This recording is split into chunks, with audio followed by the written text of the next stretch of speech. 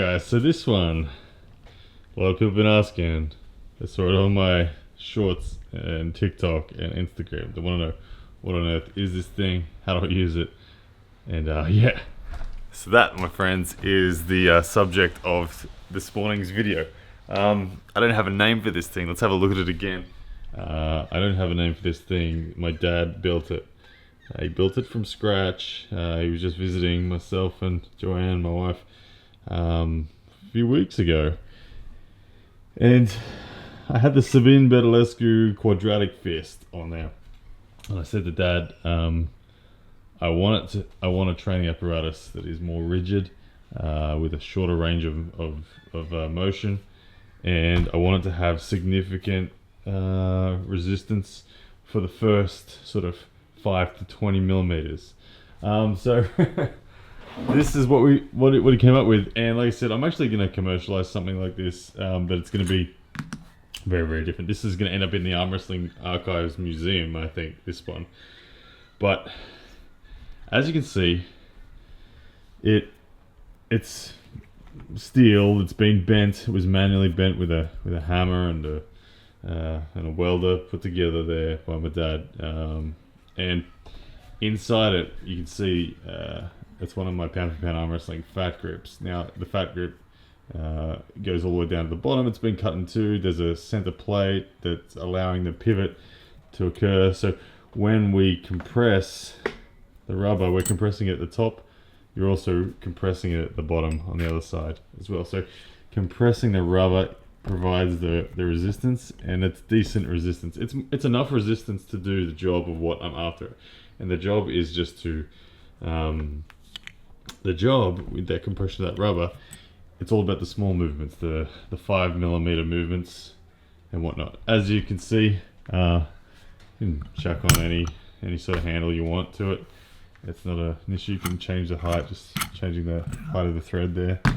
I've been enjoying using the Art Arm and just a conic sort of fat grip, but you can use anything you want basically on there. So I'll show you now how I've been using it.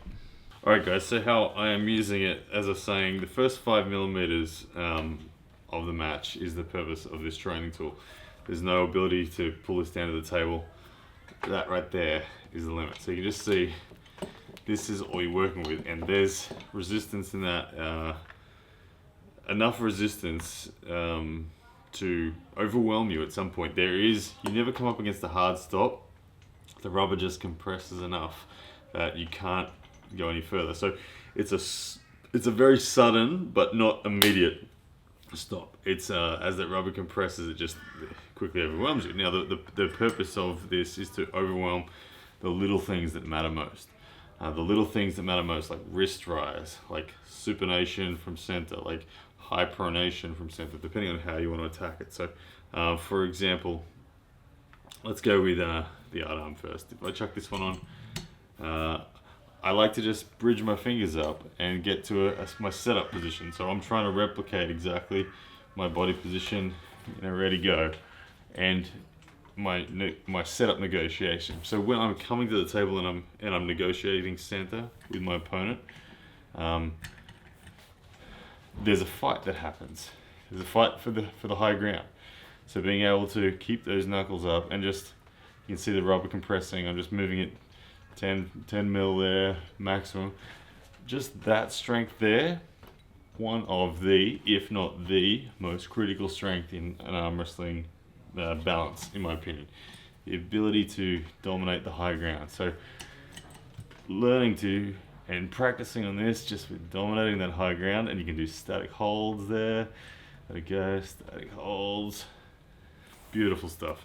The Art Arm's handy if I want to put the pronation in as well. So if I'm wanting to really off the start high and pronated to the side, and again the first 5 millimeters, so loading up like it's a match, and then just the first 5 millimeters again, so it's through the index finger, but also pivoting and rising through the knuckle as well, keeping it all familiar. The variations, like I said, chuck on conical, Now we can really, through the base of my palm, if I'm looking to set a hook, again, knuckles are up to keep that top roller in a deep grip. If my knuckles go down, the top roller is going to have full access to his bicep. So I'm going to keep my knuckles up to prevent the top roller from getting away from me. My palm engaged with it with side pressure, loading the knuckles up, and then just punching that first 5 mil. And you'll feel this deep in your connective tissue. You really, really do. Flip it over, and all of a sudden, you got a great top roll set up now.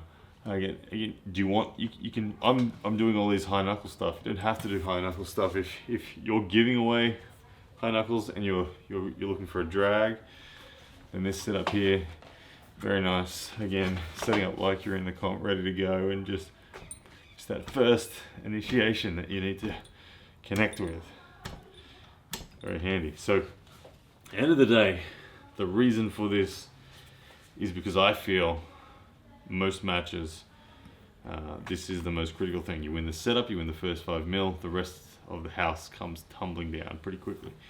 You can fundamentally be weaker than your opponent in the broad movements of bicep, of wrist flexion, of pronation, side pressure. You fundamentally can be weaker than them and still win the match if you are winning this moment here.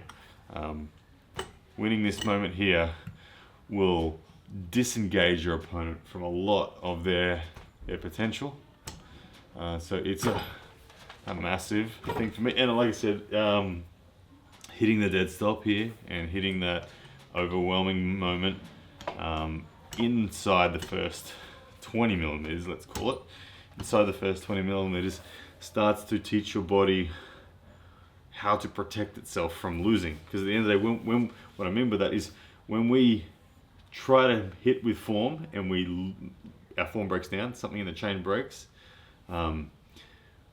we lose the match. So this, you repeatedly learn what your limit is. You can go to 99% of your limit and then stop. And that's better than going past your limit and losing control. So this apparatus allows you to teach your body what your maximum force is that you can do without losing the integrity of your position. And that, my friends, is what this bad boy is. Like I said, keep a close eye on poundforpoundarmwrestling.com. My dad is producing a better version of this, a far better version of this, that have a lot more applications. I'm going to get it commercially produced, and it will be on poundforpoundarmwrestling.com among all the other things that are already there. So guys, please do go and support poundforpoundarmwrestling.com.